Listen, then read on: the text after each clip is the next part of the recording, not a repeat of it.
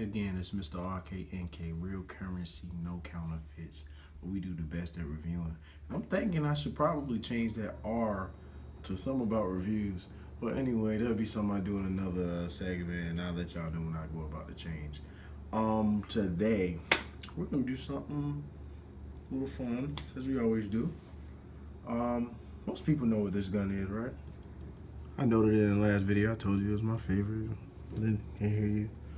That's the Glock 19.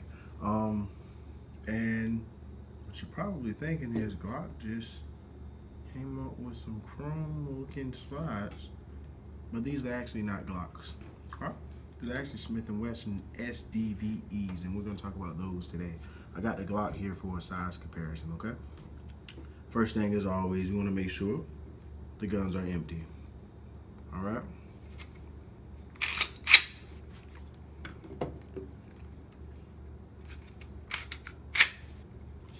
Barrel was a little dirty.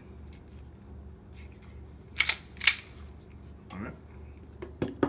Now, let's get into the Smith & Wesson Sdve. All right, so some people that know a little bit about the Smith & Wesson Sdves probably heard of the Sigma line. And what happened with the Sigma line was Smith & Wesson actually got sued because their guns were too closely related to how these bad boys look, or good boys. And what happened was Smith & Wesson actually settled with Glock because they had to pay a certain amount for each gun that was actually manufactured. Since then, they created something called the SDs. So they created the SD. Oh, one of the things to note about the Sigma, people hated the trigger pull. I know that.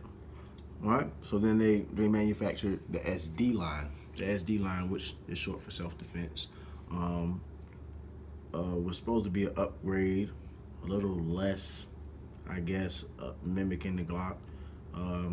And the SD line was actually discontinued after a little while of time. And I think you can actually find some now. I actually was in the store with a guy one time and he was buying one.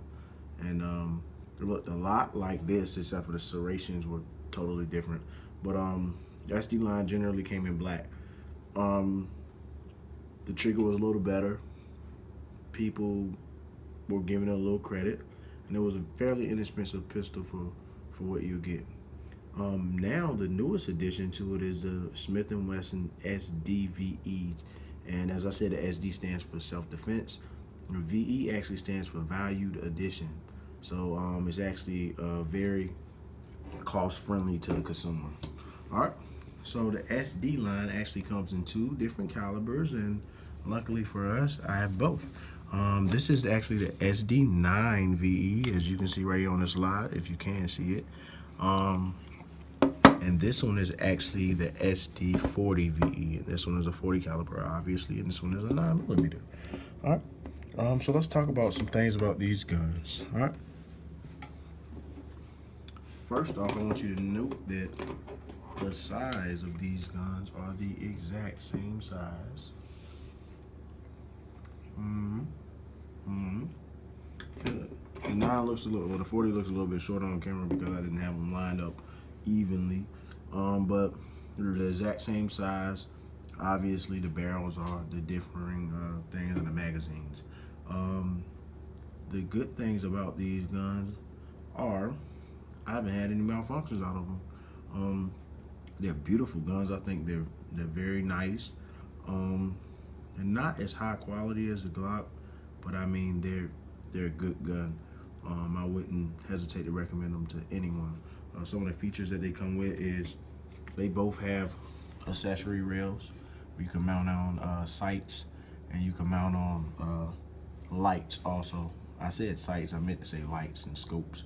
You can mount on those things, and you can also have a good grip on the guns. They have front serrations like the M&P 45 does, which is a great feature because some people tend to rack from the front, which I said before was a little awkward to me, but I mean, to each his own. They also have pretty steep rear serrations, which makes it easier for you to rack your slides. As you can see, they come with 3 white dot sights. The difference between these white dot sights and well, those don't have white dot sights. And most white dot sights these are just painted on, and most of them have a indentation in which the paint is kind of sort of in the sight a little bit more deep. These been through a little bit of things, and the sights haven't came off. They're easy to see. I think they serve the same purpose, and I feel like if anything was to happen, seeing that I have a lifetime warranty on this firearm, I'm not gonna hesitate to send it back to get it fixed. All right. The grips, I'll probably end up doing something special with this grip as I did with this grip because they're very slippery.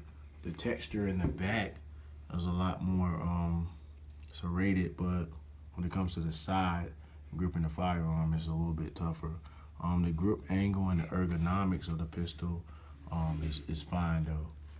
It also has a grip right here for you to kind of realize or rest your finger, because it's not safe practice to just sit your finger on the trigger unless you're gonna shoot. So this is actually good because you'll see in all of my videos, as I rack slides back and I safety check firearms, I always have my finger in this position. And with this particular firearm, it actually lets me know that I'm in the right spot. Easy to break down. They come with no external safeties. They break down exactly like the Glock. You pull the gun back, pull the tabs down. Here, you pull the trigger, and the bad boy slides off. And I mean, it looks like a Glock in the inside. And I'll actually show you that on camera. Glock 19 is safety check. I think I showed y'all that, but you can never be too safe. All right. Same thing. Sorry, you guys, I put lotion on my hands. It's a little slippery. But I mean, the internals are almost identical, if not identical. I pretty much think that you can put one slide onto the other one. All right. I'm not gonna try that because I don't want it to get stuck, but I'm just telling you what I think.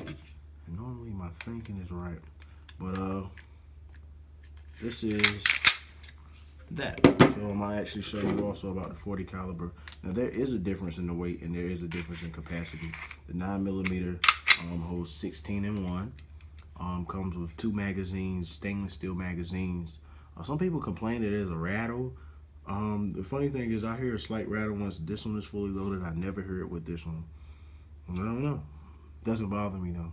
Doesn't change the function of the firearm.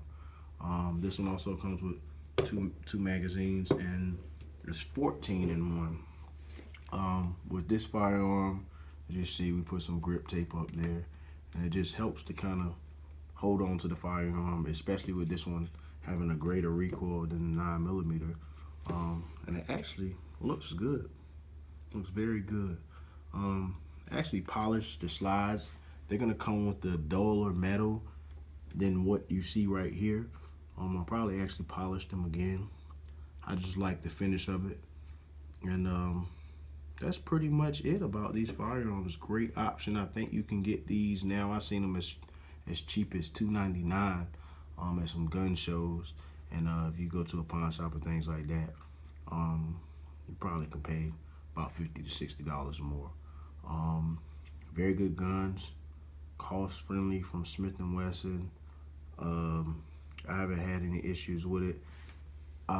This particular gun, right after I polished it, I oiled it, and I think I put too many drops on it because I was having some issues at the range. And what I did was I broke it down.